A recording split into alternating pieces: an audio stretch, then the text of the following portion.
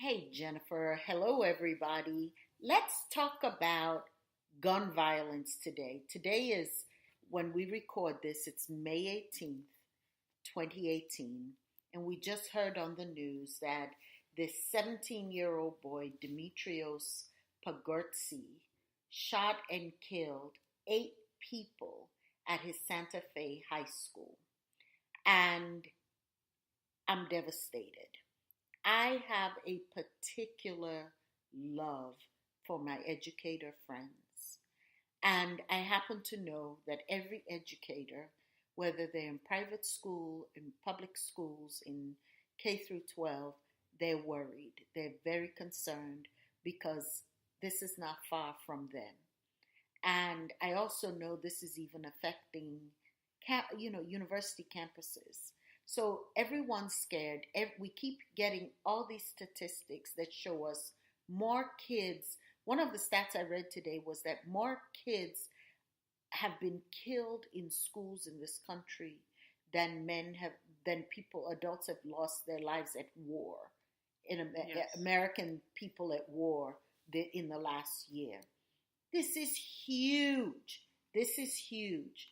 So to me, the defenders of open carry, the Second Amendment to the Constitution, which was ratified December 15th, 1791, over 200 years ago, when this country was so different. It was to allow the arming of a militia. It was to allow people to protect themselves. It was this in times of conflict. Open conflict and war with what they considered were threatening forces. Yeah, and when I think back to where this country was 200 years ago and what the developmental stage of this country was, I can see why they wanted to make sure they could carry guns to protect themselves. You have people going out west, pioneers, foreign country, small groups of people trying to settle into this new land and absolutely feeling the need to protect themselves. And that's a whole other discussion about. But regardless of what was, this is a constitutional rights on our books. But what I love about this constitutional right is that it's not a mandate. It's an option. And so how we protect it as if it is like breathing air, like there's a human rights issue, right? Of you need to have food, you need to have shelter, you need to have clean running water. We should all be able to grow up wherever we are all over the world in a certain sense of safety and security. That's different for gun control. It's purely optional. I don't have a gun. I don't like guns. I don't believe in them. I feel like guns have only one purpose, and that is to maim and kill. And at this point, it's basically the way that the law is attempting to be upheld and people are resistant to in my opinion, enacting stricter gun control laws is at the sacrifice of human life. And that's the problem I have. The fact that the way it is right now is costing more human lives, young, innocent human lives, in places where there should be a sense of safety. There should be a fostering of education and learning and openness. And instead, there's discussion about making these basically a war zone or, like a battleground. And a school should not be seen in that light. And it's causing more fear and more paranoia about who is our neighbor, who is living in our neighborhood, who is going to school with us. Why would anyone, student or teacher, want to walk down the hallway and think at any given moment one of these innocent-looking young people or, someone who an acquaintance might be threatening or trying to shoot somebody in the next minute? That's not something that should be in their mind when they're going through their school day. Right. Jennifer, let me give you this perspective I have as a foreign person to America. I know that before I came to this country, my concept of America was like 10-gallon cowboy hats, McDonald's, Yahoo kind of guys that like to ride horses, drive big gas guzzling cars, and carry guns and spit chewing tobacco. And if you drive around Atlanta, you could see about 10 to 20 of those in a day at least. And so I think that this thing of carrying a gun to protect yourself and protect your hard-earned property, I really want to push against that because I think it's a myth. I've had people ask me, but what if someone came in your home and attacked you? Well, you're right. It's an issue, right? But I'm a woman of faith. If it's my time, it's my time. I don't want to live for the rest of my life with this guilt that I harmed someone who came in my home who may have harmed me, but I don't want to live with the fact that I may have harmed this person. I don't want to live with that, regardless of what that person is doing to me. And I think that's part of the fallout of all of this. I don't know what happened to this Dimitri guy. The other guy killed himself in Florida, right? He killed himself, right? Nicholas Cruz? Yes. I'm not sure. I don't know. I think he's on suicide. He was on suicide watch. Okay, yeah. But you live with yourself with this. You live with the fact that you had this breakdown and you killed all these people. And that's why I went through the debate as a single mother living in my house of whether I should buy a gun. And I thought long and hard about it. Yes, I was nervous at night. I bought an alarm system, but I decided against it for that reason that A, I don't want to engage in that mentality. And then I might be more likely to reach for a gun when there is no reason. B, my kids might find it, or some of their friends, where there are a lot of accidents in homes. Some of the highest rates of accidents with children and people in houses where people have guns are just finding a gun that's unsafe and shooting themselves or someone else. So I went through all that scenario and I said, same kind of rationales for you. I don't want to be responsible for that kind of action. And I can think of alternative scenarios and do the best I can to alert the authorities or escape and allow my kids to escape. And that was my solution. Yeah. That's tough. The other thing I think of, and this is the one that gets me, separate from whether we have the Second Amendment or not, I think of what is the purpose of this tool. A gun is a tool. You are right. People kill people, not guns, but guns sure do make it a lot easier. There's only one purpose for a gun. That is to maim or to kill. I have the most beautiful set of kitchen knives ever. Gorgeous hacking tools, right? But I can use them to cut veggies, to cut meat, or to harm a human being. And if I were committed to harming a human being, or if someone is committed to harming the body of another person, there are a trillion ways in which that can be done. So you're never going to stop that urge, right? By taking away people's guns. And I want to get at what we're talking about just a minute ago and related to this, and who, if we look at the profile of these people who commit these crimes, who commit these mass shootings, what kind of culture is encouraging and what are they feeding on as far as being driven to commit a mass shooting? And there's a culture of hate and terror and entitlement that these mostly young men, mostly white men, are feeding into. And that's a serious problem.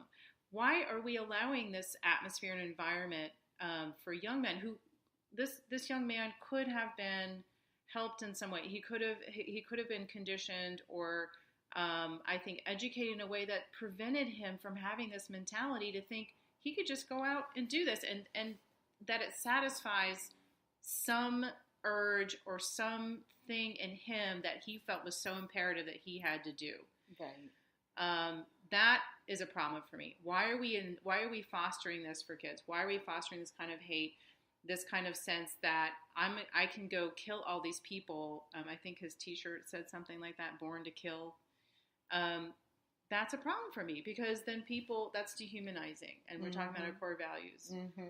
Why are we allowing this this culture of dehumanization at the protection of a gun? We're valuing Right. a gun over a human life. Yeah.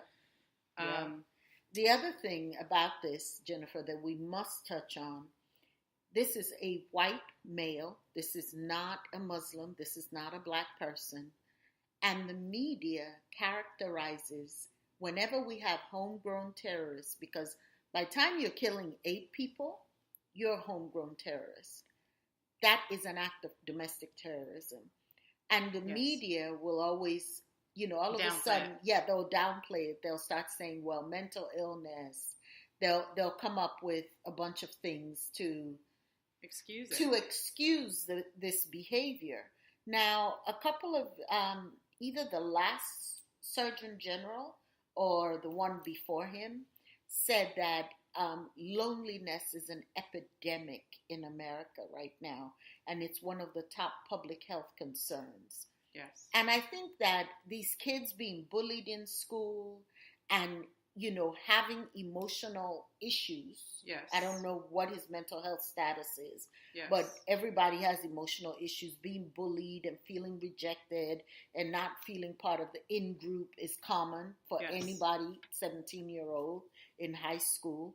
And what are we doing as a culture to tend to this issue of rejection and loneliness?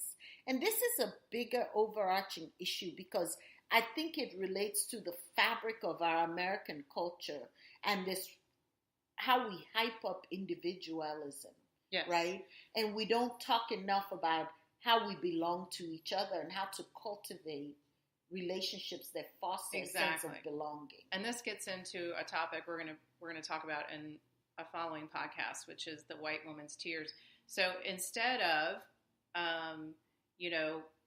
reaching out to this young man, instead of instilling in him some tools and skills to be able to express what he's feeling inside and to connect, this is just a super easy, instant option for him to not even have to address what's going on inside, for society to not be able to be there for him, to help him grow and mature. And it could have been whatever pain or whatever hate he's feeling, in my opinion, yes, could be worked through. He would not have to resort to this option.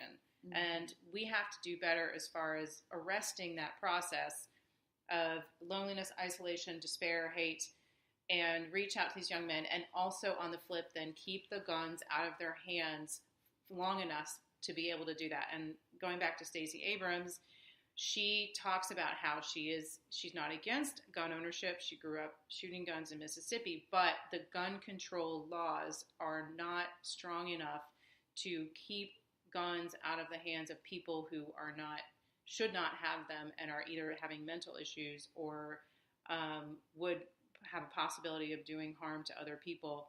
So why not, for people who have, who are advocating gun ownership, who are resistant to gun control laws, I want to know why. I can't really understand that. I want to know why it's such a problem to enact stricter, more comprehensive gun control laws to save lives. It's not saying you can't own a gun. Mm-hmm. It's just that there is a process for something that is so deadly and can take the lives of so many people in an instant. And I still don't understand why that is such an issue for a lot of people. Jennifer, I have a question for you. I'd love for you to answer this since you're a therapist. If you could close us out on this segment telling us, how do we revise this narrative? How do we help a mom who thinks her son's half nuts and could do something like this? Or probably even more relevant, how do moms and dads go home today, to talk to their kids about what to do? How do they feel about this? And what do they know anyone in their school that they feel is a possible threat? I think we should support programs in schools. We should do teacher training, not to carry guns, but to be able to have conversations, to have support staff at the school, to be able to reach out to those kids, and also to provide a safe space for students to come in confidentiality if they want to and say, I'm worried about this person. They're, increasingly isolated. They're not communicating. They're posting these inflammatory things on their social media page.